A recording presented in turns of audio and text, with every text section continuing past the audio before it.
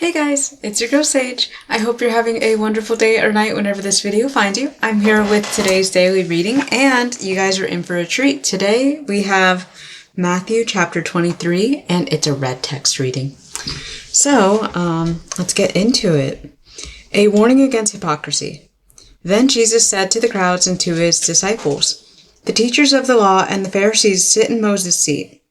So you must be careful to do everything they tell you. But do not do what they do, for they do not practice what they preach. They tie up heavy, cumbersome loads and put them on other people's shoulders, but they themselves are not willing to lift a finger to move them. Everything they do is done for people to see. They make their phylacteries," I hope I said that right. I'm just going to read the translation. "Boxes containing scripture verses worn on forehead and arm, wide, and the tassels on their garments long. They love the place of honor at banquets and the most important seats in the synagogues. They love to be greeted with respect in the marketplaces and to be called rabbi by others. But you are not to be called rabbi, for you have one teacher, and you are all brothers. And do not call anyone on earth father, for you have one Father, and he is in heaven. Nor are you to be called instructors, for you have one instructor, the Messiah. The greatest among you will be your servant. For those who exalt themselves will be humbled, and those who humble themselves will be exalted. The 7 woes on the teachers and the law and the Pharisees. Woe to you, teachers of the law and Pharisees, you hypocrites! You shut the door of the kingdom of heaven in people's faces. You yourselves do not enter, nor will you let those who enter who are trying to. Woe to you, teachers of the law and Pharisees, you hypocrites! You travel over land and sea to win a single convert, and when you have succeeded, you make them twice as much of a child of hell as you are. Woe to you, blind guides, you say. If anyone swears by the temple, it means nothing, but anyone who swears by the gold of the temple is bound by that oath. You blind fools! Which is greater, the gold or the temple that makes the gold sacred? You also say, if anyone swears by the altar, it means nothing, but anyone who swears by the gift on the altar is bound by that oath. You blind men! Which is greater, the gift or the altar that makes the gift sacred? Therefore, anyone who swears by the altar swears by it and by everything on it. And anyone who swears by the temple swears by it and by the one who dwells in it. And anyone who swears by heaven swears by God's throne and by the one who sits on it. Woe to you, teachers of the law, and you Pharisees, you hypocrites! You give 1/10 of your spices, mint, dill, and cumin, but you have neglected the more important matter of the law, justice, mercy, and faithfulness. You should have practiced the latter without neglecting the former. You blind guides, you strain out a gnat but swallow a camel. Woe to you, teachers of the law and Pharisees, you hypocrites! You clean the outside of the cup and dish, but inside they are full of greed and self-indulgence. Blind Pharisee, first clean the inside of the cup and dish, and then the outside will also be clean. Woe to you, teachers of the law and Pharisees, you hypocrites! You are like whitewashed tombs, which look beautiful on the outside, but on the inside are full of bones of the dead and everything unclean.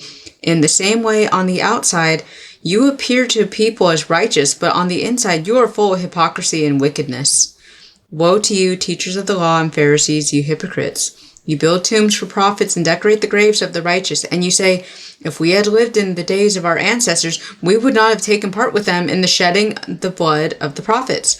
So you testify against yourselves that you are the descendants of those who murdered the prophets. Go ahead then, and complete what your ancestors started.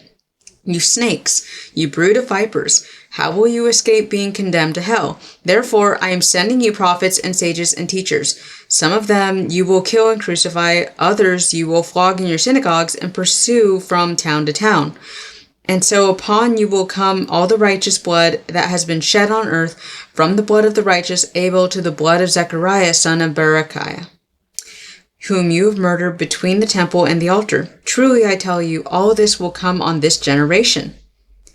Jerusalem, Jerusalem, you who kill the prophets and stone those sent to you, how often I have longed to gather your children together as a hen gathers her chicks under her wings, and you were not willing. Look, your house is left to you desolate. For I tell you, you will not see me again until you say, blessed is he who comes in the name of the Lord. Okay, so that was a bit of a read. And I'll be honest with you, that chapter right there really makes me really consider, there's actually a scripture, and it happens to be here on my little Fitbit today. I'm going to read it to you really quick. So it's really kind of convicting us to really look in and ask ourselves, are we truly walking in the way of the Lord? Are we picking up our cross daily and actually denying ourselves and following him? And not just spitting out verses. Even the devil can spit out verses. But this scripture I have right here comes from John chapter 4, verse 24. God is spirit, and his worshipers... Oh, sorry, it just changed. For God is spirit, so those who worship him must worship in spirit and in truth. So really, God doesn't really care about the way in which we adorn ourselves externally. And we know this from Peter, who points that out to the women. But what God is looking for is our hearts turned to him, our hearts circumcised towards him. He wants us to worship him in faith and truth. Because again, without our faith, we cannot please him. But more than that, he wants us to honor him with our lives and our bodies, and basically make ourselves living sacrifices to him. And not so then we appear righteous before others, but so then he's really the one that we should be paying attention to for his judgment, not so much the judgment of others as what the Pharisees were doing here in Matthew chapter 23. Well, in that time.